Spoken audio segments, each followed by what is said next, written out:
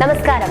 News 99 Kerala പ്രധാന വാർത്തകൾ. Tirur railway സ്റ്റേഷനിലെ 2-ാം നമ്പർ പ്ലാറ്റ്ഫോമിലെ ലിഫ്റ്റിൽ തിരുവനന്തപുരം സ്വദേശികളടക്കം 7 പേർ കുടുങ്ങി. തിരൂർ ഫയർഫോഴ്സിന്റെ കഠിനമായ പ്രയത്നത്തിനൊടുവിൽ പുറത്തെത്തിക്കുവാൻ കഴിഞ്ഞത് 2.5 മണിക്കൂറിന് ശേഷം.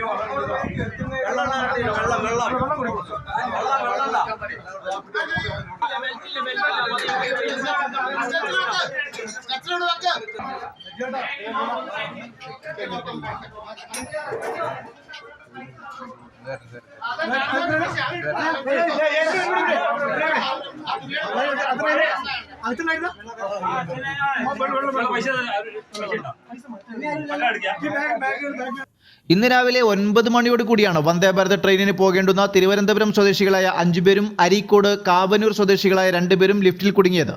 2 കുട്ടികളും 2 സ്ത്രീകളും ഒരു പ്രായം ചെന്ന ആളും 2 മധ്യവയസ്കരുമാണ് ലിഫ്റ്റിലകപ്പെട്ടത്.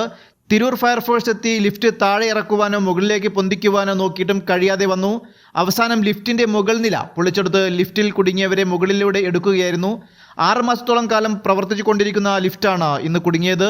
ഇതിന്റെ ലിഫ്റ്റ് ഓപ്പറേറ്റർമാർ ഇല്ലാത്തതാണ് ഫയർഫോഴ്സിനെ ഏറെ ബുദ്ധിമുട്ടിലാക്കിയത്.